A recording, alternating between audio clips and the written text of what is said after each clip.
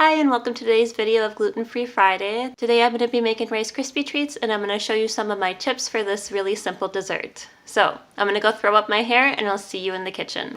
Alright, so I'm over in the kitchen now and this recipe is wonderful because it is a really yummy treat, but it's only 3 ingredients that you need and that's what makes it so simple. Typically I would use this brand that they have for the Rice Krispies. I wanted to show you on here why for gluten-free we can't use this brand, and that is because of the malt flavoring right there.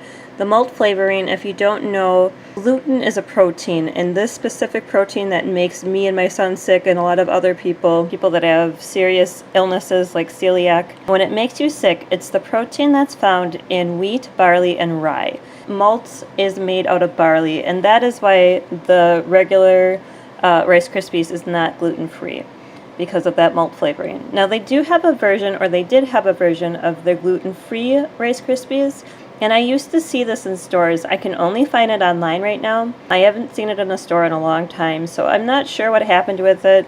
They had a dedicated facility for making this version of their Rice Krispies, so it used to be really nice, especially when you are on a gluten-free diet for health reasons. What I do is I use the regular marshmallows. Kraft is a very good brand for telling you if they have any allergens or issues for food items in it.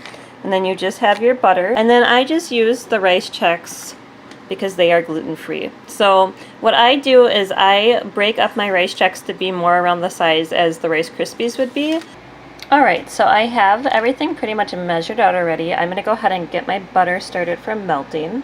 So it's 4 tablespoons of butter, and while I wait for this to melt, I'm going to go ahead and get my pan prepped. So this is my tray that I'm going to use for when it's all done. It's just a glass pie tray. I'm going to use the butter wrapper to move around. I just took little dabs of butter from the other half of the stick, and I'm going to spread it out around the pan so that it's all greased. Okay, so I have my dish all greased up for when the treats are done. Because of the marshmallow, it's going to be very sticky, and that's why you want to grease your dish. My butter is almost melted. I'm going to be adding the marshmallows, and it's just 1 bag of marshmallows, and I have the big jet puffed marshmallows. It's 12 ounces. Already in the bowl, ready to go, so I can just dump it in once the butter's melted. I also have my cereal all measured out. It's around 6 cups that you want to do when I have my bowls of cereal, and then I get down to the bottom of the bag.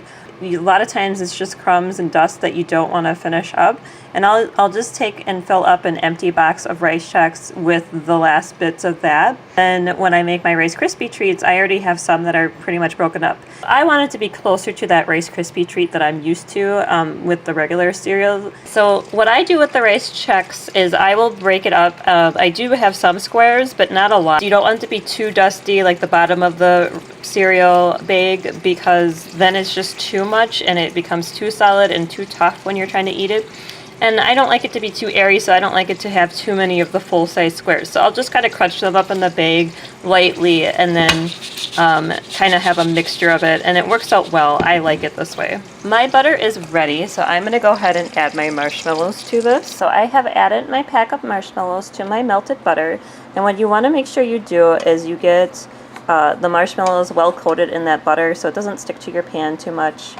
My least favorite part of this whole recipe, it's so simple, it goes so fast, and so delicious. The only part I don't like is cleanup, because the marshmallows are not an easy, fun thing to clean up. Otherwise, everything else is good. The big key part here is once they start to melt is to make sure that you're continuously stirring your marshmallows so nothing gets burnt or stuck to the bottom of the pan or sides of the pan.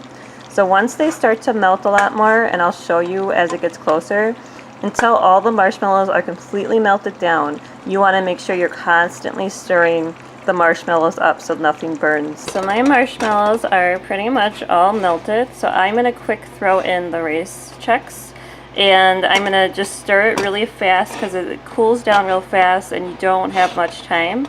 So you don't want to burn it and you don't want it to cool down too fast, so I'm going to put this down, stir that in, and show you after I'm all done. So all I did was mix in my dry cereal with the melted marshmallow and melted butter. So now I'm just going to spread it out in the pie dish. And one trick I like to do is I use the spoon because this is still very hot. But another thing you can do so that it doesn't stick too much if it starts sticking too much to your spoon is you can use that butter wrapper And typically it's easier if you use your hand, but because of how hot it is, a lot of times I'll just take and use the spoon. But because it's kind of that parchment type paper with the butter, it won't stick. And then if you use the spoon, you won't burn your hand. I'm going to show you why I use the pie dish in just a little bit. I'm going to wash up real quick. I'll show you the pan. This is why it's my least favorite part, because that is just a bunch of sticky goo. So I'm going to soak this in some hot water and take it to an SOS pad, then it'll be all cleaned up.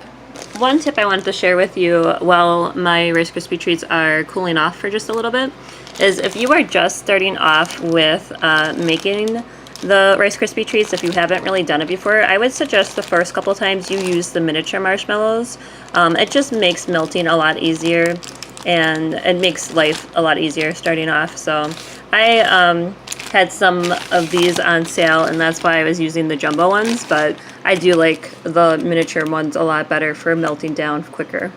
So before cutting, you are supposed to let them cool down completely. I haven't. I used to do just a normal like square glass container or rectangle container, and now I do the pie dish because I like using a pizza cutter to cut it up. I used to struggle a lot cutting my Rice Krispie treats before, and this way I can apply the pressure really easy and it just makes it so fast and simple. So I love it. One of the reasons why they want you to have it cooled off completely before cutting is because they're just going to keep melting into each other as you cut pieces otherwise. I'm going to go ahead and try this out and I'll see you guys in just a bit. Alright, so I'm back with the finished product and that is what it's looking like. I'm going to go ahead and give it a try. That is so good. And little nuggets looking for a bite. Yeah, is that good stuff? There you go. That is nice and chewy. I love it. I hope you enjoyed today's video. Please give it a thumbs up if you did. Let me know in the comments below what you thought of the tips that I gave you for making these treats. If you want to stay up to date with the videos I'm making, please hit subscribe. That would mean so much to me. I hope you have a wonderful day and thank you for watching.